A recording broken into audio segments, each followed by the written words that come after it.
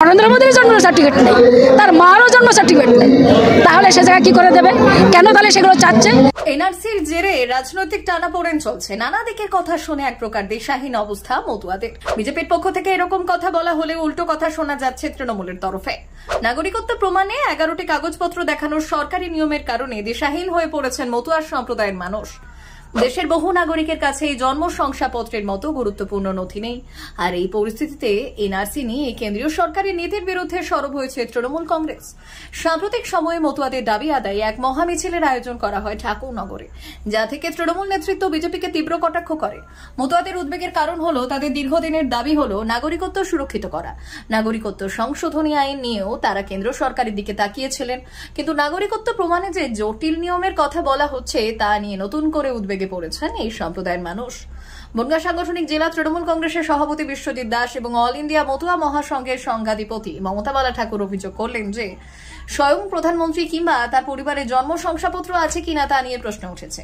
যদি তাই হয় তবে দেশের সাধারণ মানুষের কাছে এসব নথি থাকবে এমনটা আশা করা যায় কি করে?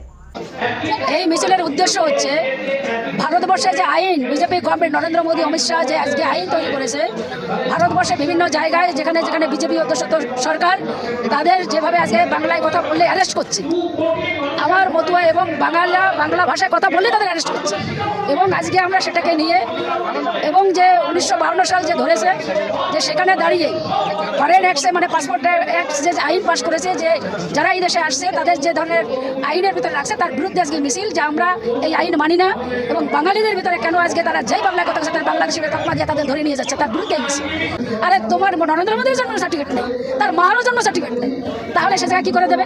কেন তাহলে সেগুলো চাচ্ছে? তার মানে এগুলো ভাওতা, আমি মানে নাগরিকত্ব দিচ্ছি, তুমি দিতে পারছো না। মহামিছিল থেকে তৃণমূল নেতৃত্ব আরো বললেন যে প্রত্যেক নির্বাচনের আগে বিজেপি এনআরসি জুজু দেখায় এবং ডিটেনশন ক্যাম্পে পাঠানোর ভয় দেখিয়ে থাকে। তাদের বক্তব্য, মতুয়া ভোট নিশ্চিত করতে বিজেপি বারংবার এই সম্প্রদায়ের মানুষদের নাগরিকত্ব দেওয়ার প্রতিশ্রুতি দিয়ে আসছে, কিন্তু বাস্তবে কেন্দ্রীয় সরকারের মন্ত্রী শান্তনু ঠাকুর কর্তৃক দেওয়া মতুয়া কার্ডও নাগরিকত্বের প্রমাণ হিসেবে গ্রহণ করা হচ্ছে না। এই পরিস্থিতি মতুয়াদের মনে চরম বিভ্রান্তির সৃষ্টি করেছে। রাজনৈতিক চাপানোত্তর এনআরসি ইস্যুতে মতুয়াদের অবস্থা নিয়ে দুই প্রধান রাজনৈতিক দলের মধ্যে এক প্রকার টানাপোড়েন চলছে।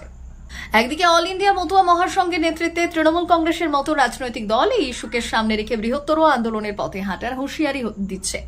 তাদের মতে মমতা বন্দ্যোপাধ্যায় সরকার আগেই ঘোষণা করেছে যে আধার কার্ড এবং ভোটার কার্ড থাকলেই কাউকে তাড়ানো যাবে না। এর মাধ্যমে তারা মতুয়াদের আশ্বস্ত করার চেষ্টা করছে।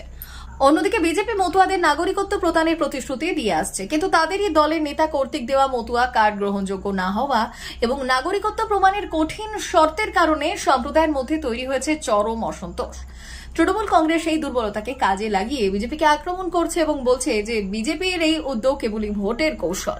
বাংলার মুখ্যমন্ত্রী বারবার বলেছেন যে আপনাদের যাদের আই কার্ড আছে, আধার কার্ড আছে, আপনাদের রেশন কার্ড আছে, আপনারা এখানে ভোট দিচ্ছেন, আপনাদের ভোটে সাংসদ বিধায়ক তৈরি হচ্ছে, সাংসদরা প্রধানমন্ত্রী তৈরি করছেন, তারা বৈধ, আর যারা ভোটার অবৈধ এটা হতে পারে না।